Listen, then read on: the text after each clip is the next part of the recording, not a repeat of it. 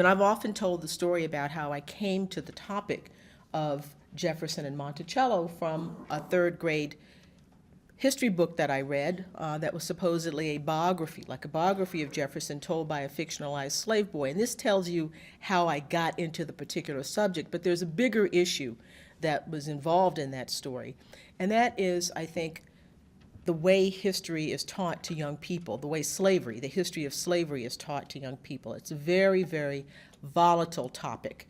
It's a source of discomfort, I think, for black students, a source of discomfort for white students, I think maybe more so in the South, because it's Southern history, and there's a lot of guilt, there's a lot of shame, there are lots of things that go into the mix in thinking about this topic. When I read this book in the third grade, it was, as I've said, an enslaved boy who was supposed to be Jefferson's friend, and the contrast between Jefferson, who was bright and intelligent and curious, and the enslaved boy who was considered sort of, playful. He really didn't want to read, and he was always exasperated because Jefferson wanted to be reading and he wanted to go out and play. And I thought, as a black student in a predominantly white school, actually, I think there was maybe one other black person in the school by the time I was in the third grade. This was very embarrassing to me to see an African American portrayed that way, because I thought the person who had written this book was sending a message not just about Jefferson, but was sending a message about African American people, about black people, about our basic natures. And I was afraid, thinking as a third grader, that people would think that I was like that I had no interest in reading, I had no interest in science and in learning things, when in fact, the sort of strange person I identified with most in the book in terms of the things that I liked, reading and all those kinds of things, was Jefferson, not the black boy who was supposed to represent me.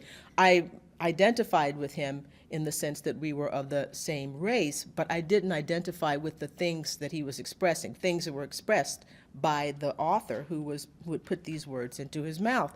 And so even then I had this complicated understanding about history and the way history is written, and a sort of an inkling that, is this what it is? Is this what it's going to be from now on? The sort of presentation of African American people as opposed to whites.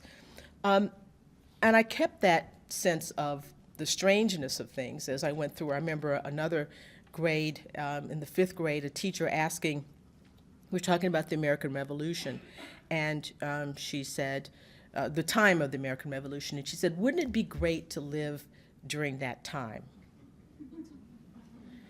And I think she was thinking about, the sort of American version of masterpiece theater, where you're constant, or Downton Abbey, what's the new thing now, where you're paying attention, everybody's enthralled to thinking about the upper classes in Britain, and as if everybody in England is like that, that's the way they live. And of course, if you live there, that's where you would be in the manor house too, right?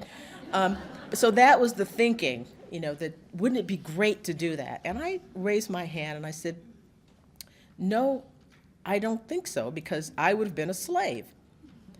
And, there was sort of a hush there in the room at this moment. But it was true, I mean, you could either do one of the two things. You sort of go along with this fantasy and not say anything, or you could say, but I would have been a slave. And to sort of voice the real feeling that I was feeling, but also because I wanted other people in the room, my classmates, to understand that this was not a joke, that there were serious things that were going on during that time period, serious things going on with African Americans that were not just this rosy picture of, not hoop skirts, but, whatever the equivalent of the sort of party life was for people during this time period of the upper class people. And so that kind of sense, the sort of oppositional view of the story, of an official story, was sort of embedded in me because of the kinds of experiences that I had. And these were, as I said, these were people who were, in the main, well-meaning, but there were these issues of race and slavery were just particularly difficult because they were not thinking about everybody in the room or thinking about those aspects of it.